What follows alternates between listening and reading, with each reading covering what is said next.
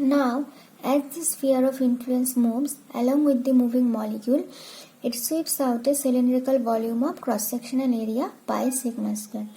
Now, what is the meaning of this statement? To understand this statement, we will be drawing the following diagrams. Okay, the first, this diagram.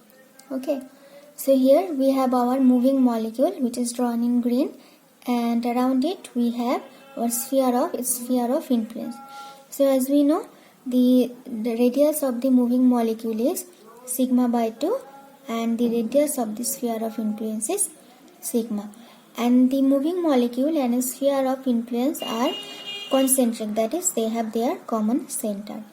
So next we are drawing only the sphere of influence with their common center, and as we know, it has a radius of sigma. Then what we are doing, we are taking the cross section of the sphere of influence. So this is the cross section of the sphere of influence at the equatorial plane. Okay, so just at the middle of this sphere of influence, we are taking the cross sectional area. So this is the diameter.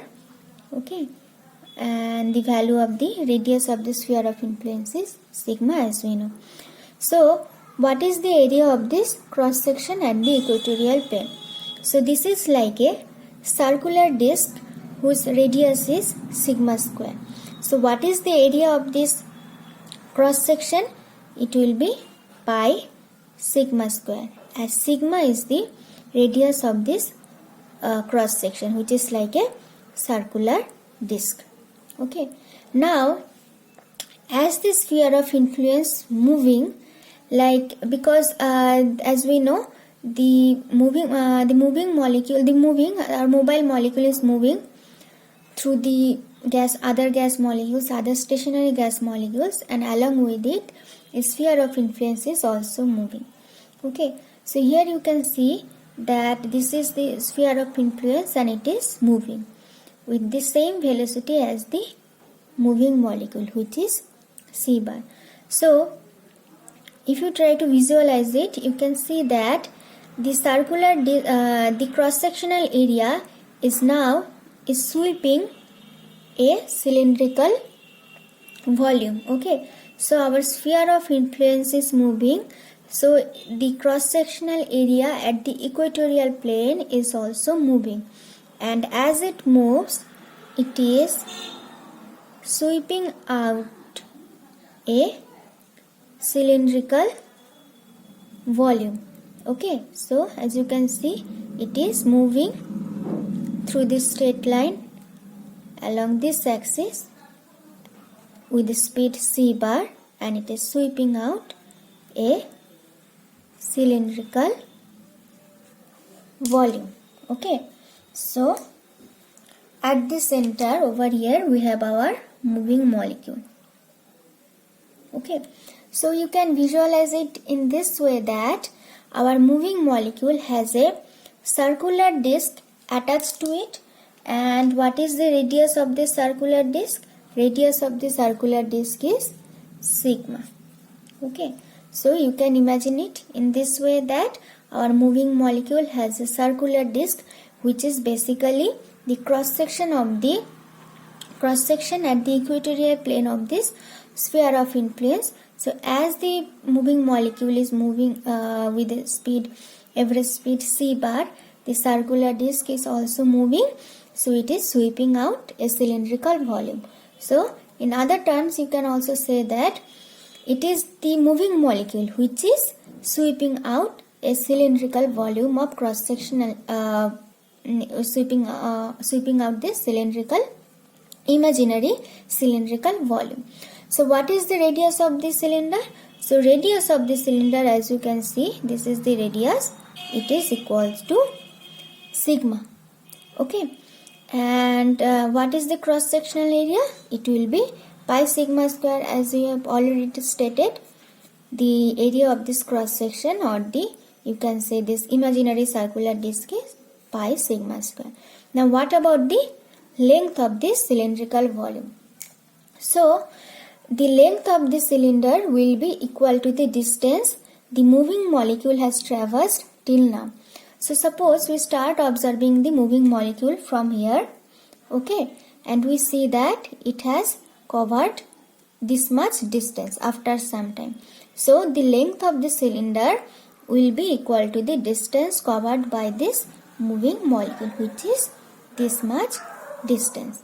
And as the moving molecule continues to move, the length of the cylinder will continue to increase, while its radius and cross-sectional area remain constant.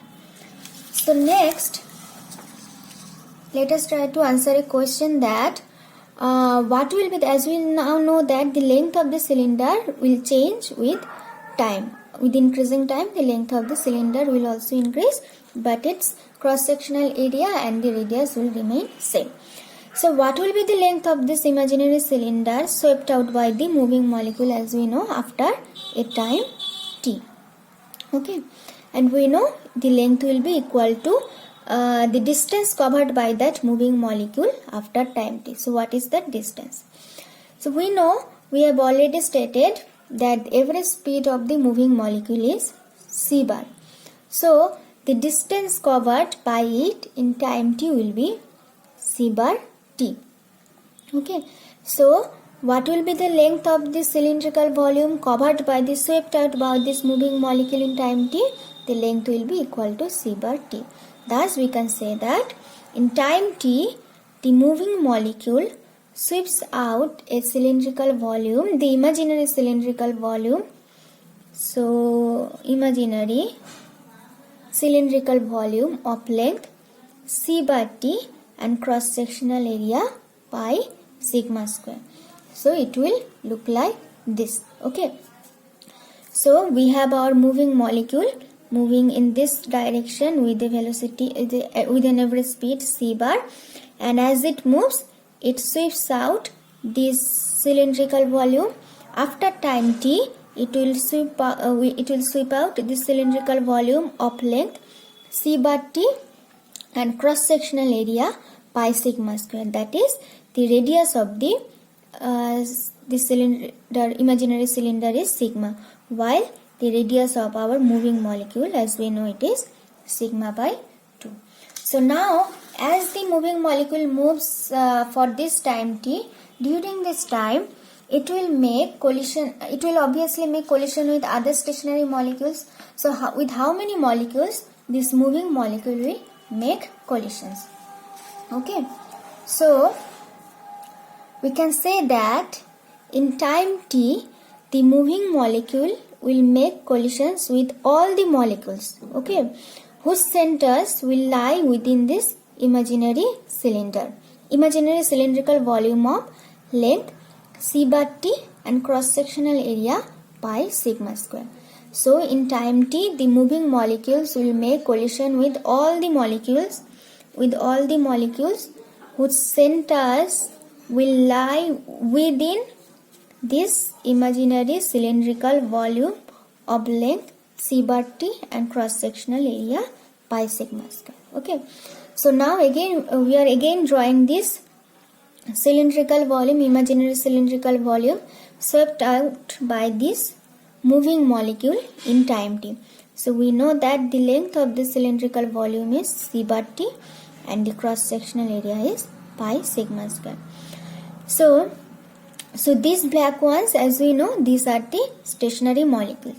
So as you can see, some of them have their centers lying within this cylindrical volume, while others, like this one, they have their centers lying outside the, suppose this one also, it is just outside the cylindrical volume. So as the moving molecule moves and it's sweeping out this imaginary cylindrical volume, these stationary molecules will not come in contact with this moving molecule. That is, there will be no collision between these molecules and this moving molecule. While other molecules, while this one, as you can see, they have their centers lying within this cylindrical volume. Therefore, as the molecule moves and we observe it moving for a time t, in time t, it will come in contact with all these molecules and they will make collisions. Okay, actually what's happening that these molecules have their centers lying within the sphere of influence, which is not shown in here. Okay, so they will have their centers lying within the sphere of influence of this moving molecule. So as the moving molecule moves, its sphere of influence will also move. It will sweep out the cylindrical volume and their centers will come inside this sphere of influence, while their centers will lie outside this sphere of influence. That's why there will be no collision for these molecules, but for these molecules there will be collisions. Okay, so in time t, as you can see, 1 2 3 4 5 6 7 8 9 molecules are lying within this cylindrical volume. So in time t, this moving molecule will make contact with this 9 molecules. Okay.